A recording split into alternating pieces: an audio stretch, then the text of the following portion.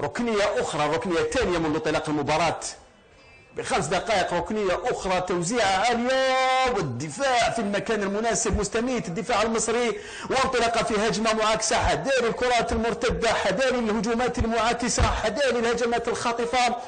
اللاعب معزول يفقد توازنه، وانطلق في هجمة أخرى، ارتفع نوعا ما نسق المباراة، أخذ ورد لمن ستكون الكلمة الأخيرة في نهاية المطاف، وكل القلوب كذلك معلقة بملعب 5 جويلية ومباراة ليبيا وتونس، ولو أن تونس أقصيت سلفا بعد هزيمتين، مفاجأة مدوية. إذن تأشيرة التأهل الوحيدة ستلعب بين 3 منتخبات، وكرة صعبة لصالح المنتخب المغربي، سوء الترويض في منطقة العمليات تذهب إلى الحارس المتألق والبارع عبد المنعم علي، هذا الحارس الذي اكتشفناه في هذه الدورة بتدخلاته وتصدياته الموفقة في المباراة الفارطة، كان بحق رجل المباراة، وكان حصنا منيعا عند الهجومات المتتالية لصالح المنتخب الليبي. الكرة مصرية في الهجوم ناحية اللاعب إبراهيم عبد الكريم، والكرة لم تخرج بعد، يسلط على الكرة، والدفاع المغربي في المكان المناسب، محاولة الخروج بالكرة ببطء، لكن الضغط وتماس لصالح المنتخب المصري. لاعب رقم 2 السباعي تيبو جابرييل، مراوغة ولكن خطأ لصالح المنتخب المغربي وأسود الأطلس الذين دخلوا هذه الدورة، دورة الناف، بكل قوة، بكل إصرار وعزيمة، بغية التأهل إلى نهائيات كأس أفريقيا 2023. بالنسبة للمنتخب المصري يبقى المرشح هو الآخر، لكن الهزيمة الأولى كانت مباغتة أمام منتخب ليبيا، أحدثت تقريبا مفاجأة مدوية هنا في دورة الناف، مراوغة رائعة من طرف الرافعي، ولكن ليبيا واحد. إذن والمنتخب الليبي بعد الصراع من جديد على تأشيرة التأهل إلى نهائيات كأس أفريقيا، فائز لحد الآن بهدف دون رد أمام منتخب تونس. صراحة سنشهد إثارة وتشويق في ملعب الرويبة وملعب 5 جويلية مثل ما تفضلت.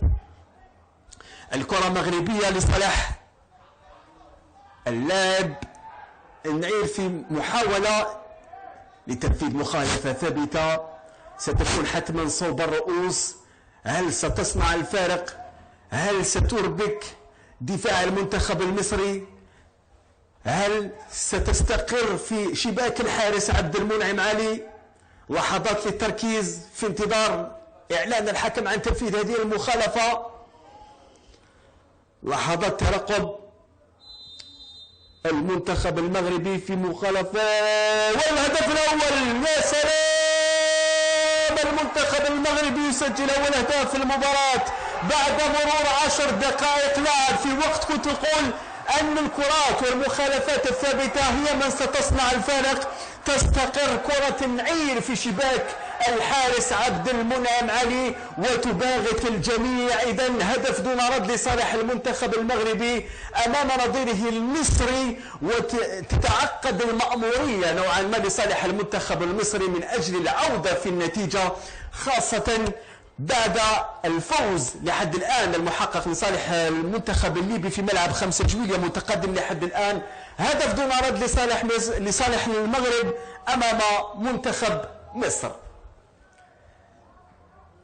أكيد سنشهد أهداف أخرى فيما تبقى من أطوار هذه المباراة. المنتخب المصري بقيادة محمد وهبة سيرمي بكل ثقله في الهجوم أملا وسعيا لإدراك التعادل وإضافة أهداف أخرى. المأمورية لن تكون سهلة إطلاقا أمام أسود الأطلس. تصوروا منذ انطلاق المنافسة المنتخب المغربي لم يتلقى ولا هدف، هذا يدل على شيء، إنما يدل على الكتلة القوية التي يتمتع بها منتخب الفراعنة. هذا اللاعب الرافعي سلسلة من المراوغات من السباعي، كرة في وسط الميدان لصالح المنتخب المصري، لم تمر الكرة وانطلق في هجمة معاكسة لصالح المنتخب المغربي. خطير في المرتدات، خطير في الهجمات المعاكسة، يلف بالكرة ويدور، البحث عن رفيق متحرر على الجهة اليمنى، الرافعي مجددا، كل الكرات تمر عليه البحث عن رفيق والتسديدة جانبت إطار الحارس عبد المنعم علي. هجمة خاطفة، المنتخب المغربي يشن هجمات سريعة جدا لا يترك أي مجال للصدفة، يريد استغلال كل الفرص، وهذه تمريرة خاطئة. حذاري الخطأ، الرافع يعود مجددا، خطيرة،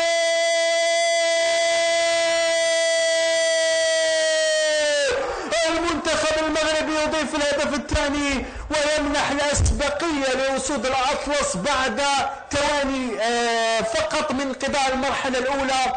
والمنتخب المغربي يعقد من مأمورية الفراعنة من أجل بلوغ نهائيات كأس أفريقيا.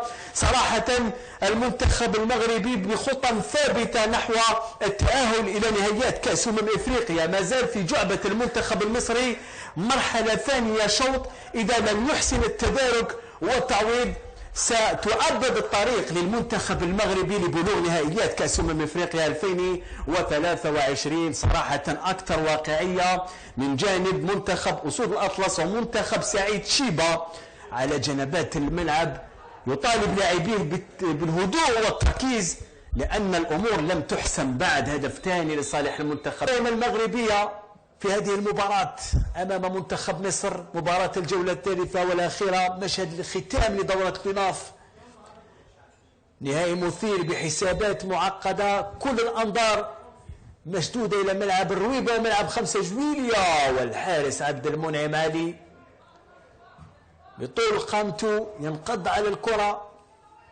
لحد الآن المنتخب المصري لم يقدم ولا شيء مع بداية المرحلة الثانية، ليس هناك أي فرصة صانعة للتهديف.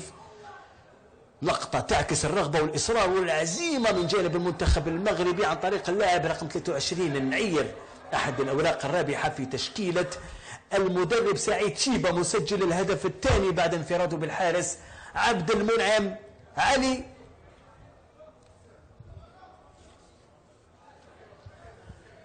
الكرة مغربية في محاولة لالتقاط الأنفاس للاعب رقم 19 من جانب المنتخب المغربي بختي. العودة إلى المنتخب المصري، عبد الفتاح، حسام سفيان، البحث عن المراوغة، يجد أمامه زميله، كرة على مرتين، سلسلة من التمريرات، دخول في منطقة العمليات والدفاع في آخر لحظة ينقذ الموقف. المنتخب المصري يبحث عن نفسه مع بداية المرحلة الثانية، غياب اللمسة الأخيرة، غياب النجاعة الهجومية. الكرة على الجهة اليسرى عن طريق السباعي، توغل في الوسط، الاعتماد على السرعة والمهارة. لاعب رقم 6 يدخل في منطقة العملية، البحث عن التوزيع. المنتخب المصري يقلص الفارق، خطأ من الحارس طه بن غزيل، والمنتخب المصري عن طريق هذا اللاعب رقم 22 يسجل هدف تقليص الفارق، 2 مقابل هدف 1. أيمن عبد العزيز مثل ما تتابعون بالتصوير البطيء يبعث الصراع مجددا بن غزيل. طه أخطاء قليلة جدا، لكن في مباراة اليوم أخطأ التقدير لحد الآن، والمنتخب المصري يسجل هدف تقليص الفارق في هذه اللحظات. 2 لصالح المنتخب المغربي، هدف لصالح المنتخب المصري بعد مرور 55 دقيقة لعب تقريبا. المنتخب المصري يبادر مجددا، لا يريد الاستسلام، واحتجاج من جانب المنتخب لتسجيل هدف آخر، على الأقل تعديل النتيجة والدفاع في المكان المناسب يبعد الخطر. أسود الأطلس في طريقهم رويدا لبلوغ نهائيات كأس أفريقيا 2023.